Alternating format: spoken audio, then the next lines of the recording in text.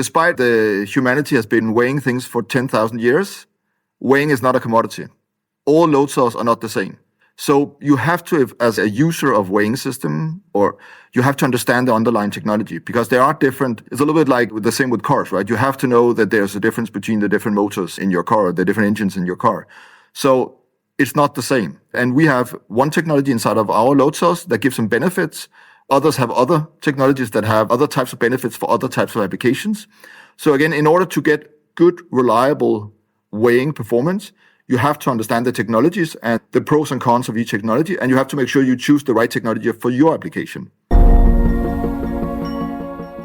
Welcome back to the Smart Biotech Scientist podcast. I'm David Broman, and we are continuing our enlightening conversation with Anders Tvegaard from Eilersen Electric about the future of load cell technology in bioprocessing.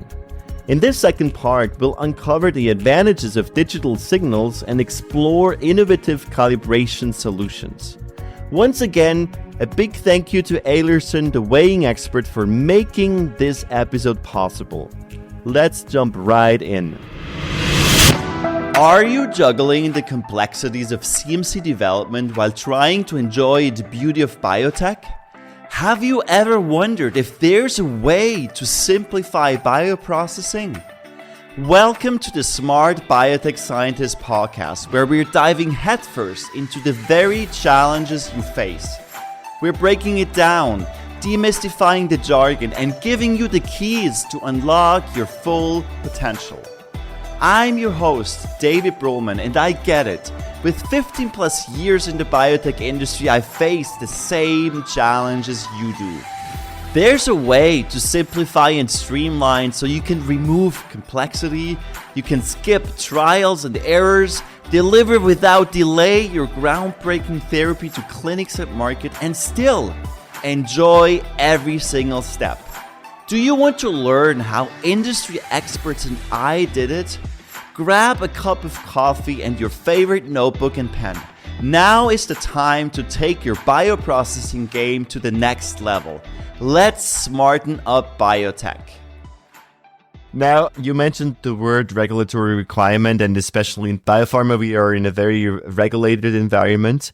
I would like to look at the calibration or like the maintenance aspect of this system versus a traditional strain gauge system. How often do you have to recalibrate? What is the maintenance? What is also the lifetime of these systems?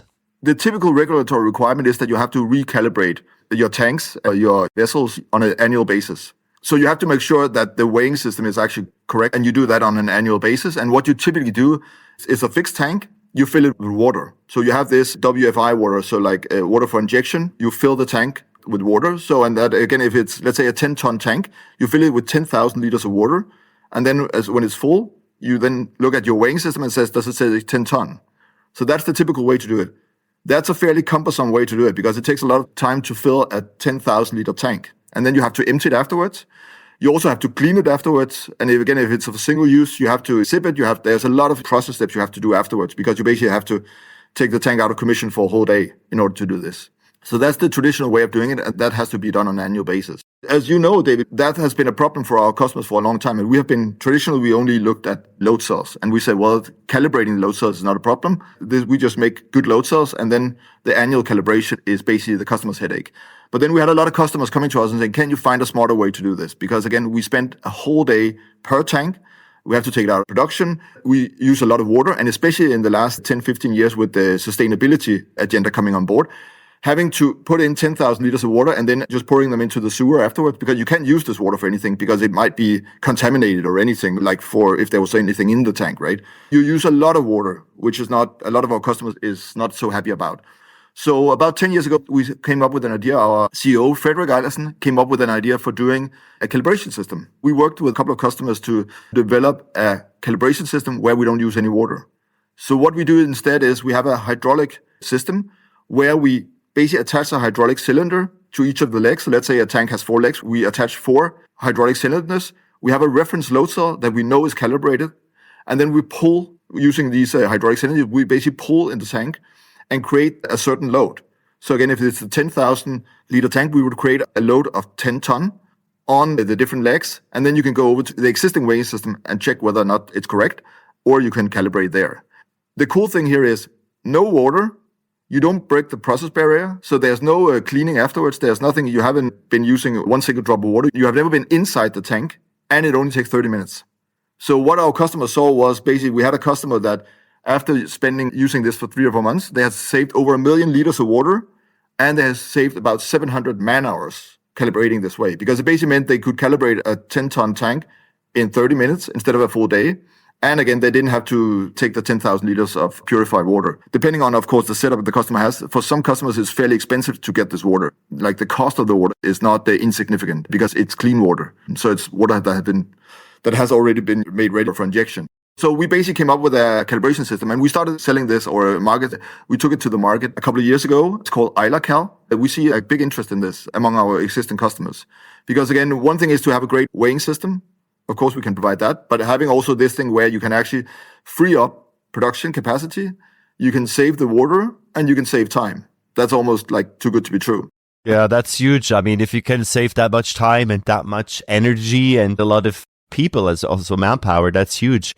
But I'm just wondering, to what extent is this new calibration system plug and play, or do you need to have some tweaking to make it fit to the very specific setup of your customers? So what you have to do is you have to have some brackets where you can attach the system. So it requires that you design the system for the Eilersen calibration solution. So basically, because you have to attach the hydraulic cylinder and the reference load cell, you have to attach that to the tank leg above the existing weighing system.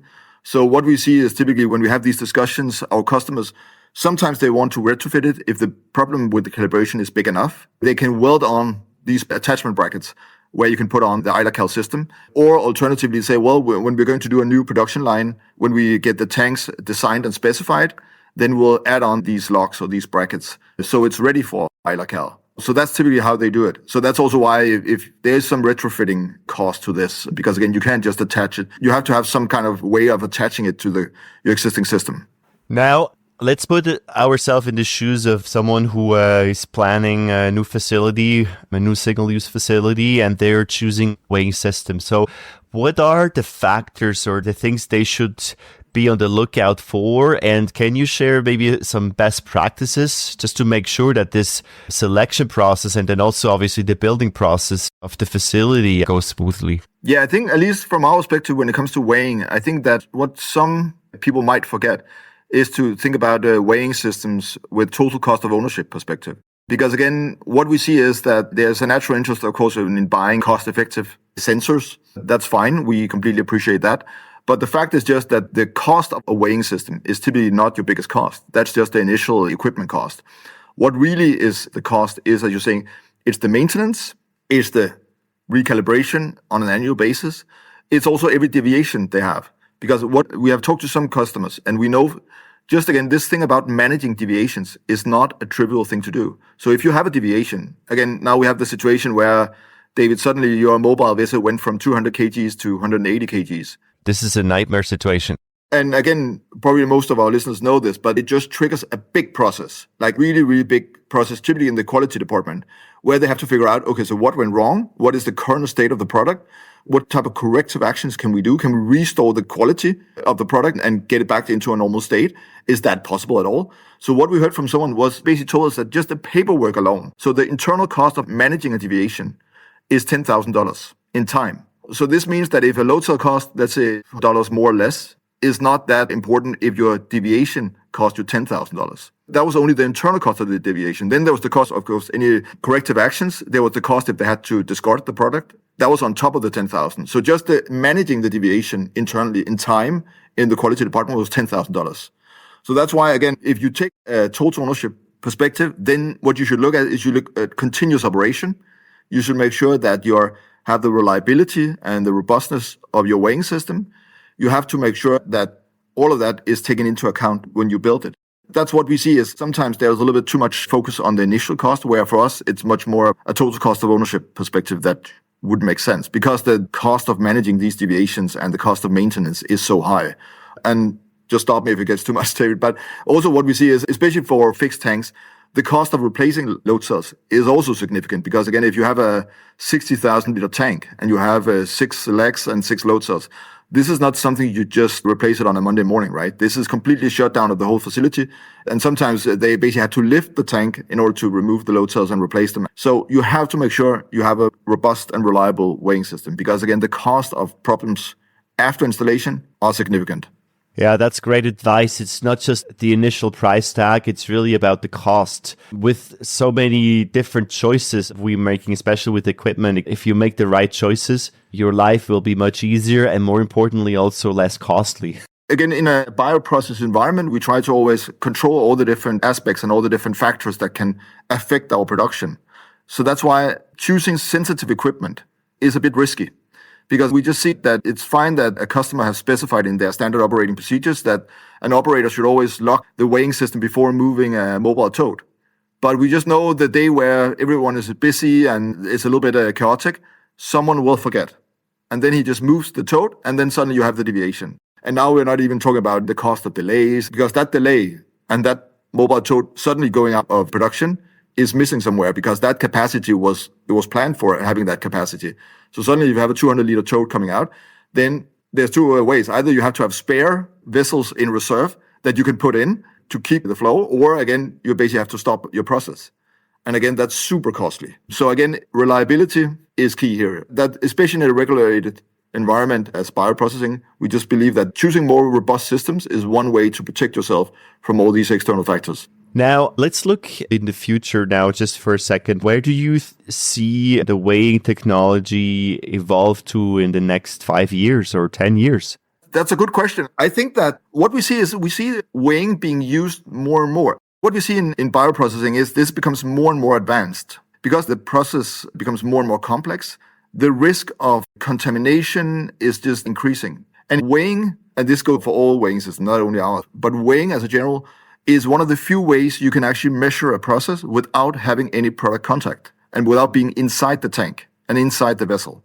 So this means that we actually believe that weighing is going to take a bigger part in sensoring, in instrumentation in the next 5-10 years. Because again, you are outside the vessel and that means no risk of contamination, no risk of any effect on the process you are running. We have heard from customers, of course, we are a little bit biased here because we're weighing experts. So we of course think weighing is the best solution to everything. But even though let's take away the bias, but still we heard from customers that there are alternative technologies like radar or flow measuring is just because they're inside, you can say, the vessel, they create all kinds of contamination risks. And here we just have a big advantage because any weighing is, of course, always done outside. You just weigh the whole thing. So I think we are going to see an increased adoption of weighing technology in general. That's actually our expectation. And then I think we are going to see more and more advanced weighing solutions. And that could be like, for instance, we see that the increased request for more advanced technology. Because of the mobile adoption, we also see a request for Wi-Fi connections, battery systems, a truly mobile system. Not only that it's on 4 wheels and then suddenly it's mobile. No, now you also create a truly mobile weighing system. So that means it's continuous weighing. So it will weigh also during the journey. So while you move it, it will still be weighing. You have a Wi-Fi connection. So it will not just only be plugged in at certain sites or certain points in your production site. It will actually be measuring continuously and it will also transmit that information continuously. So we go from a little bit more stop and go type of measuring to a continuous measuring. And that has to do, of course, with Wi-Fi technology, battery technology, all of that. And we see that being integrated into weighing systems. We have supplied systems that are truly mobile, where again, we are able to have a 24/7 continuous weighing monitoring of a certain system. And I think that there will be a higher adoption of that simply because the mobile applications, while the requirements are increasing, the mobility requirements are increasing. And again, adoption of new technology and more advanced complex processes. As we are wrapping up, Anders, what is the most important takeaway you want our listeners to walk away with from our conversation? I guess that despite the humanity has been weighing things for 10,000 years, weighing is not a commodity. All load cells are not the same. So you have to, as a user of weighing system, or you have to understand the underlying technology because they are different. It's a little bit like the same with cars, right? You have to know that there's a difference between the different motors in your car, the different engines in your car. So it's not the same. And we have one technology inside of our load cells that gives some benefits. Others have other technologies that have other types of benefits for other types of applications. So again, in order to get good, reliable weighing performance, you have to understand the technologies and the pros and cons of each technology, and you have to make sure you choose the right technology for your application. I think that's the same. So despite being what many people think is a commodity technology, weighing in general, because we have been weighing for so many years, then this is actually something where you have to go a step deeper and actually understand the underlying technology, because that's the only way you make sure that you actually choose the most suitable technology for the specific application you have. Thank you very much, Anders, for sharing all these insights. Where can people find you and connect with you? Yeah, the easiest thing is, of course, to go to our website. It's www.eilersen.com. So that's EUILERSEN.com. So Eilersen.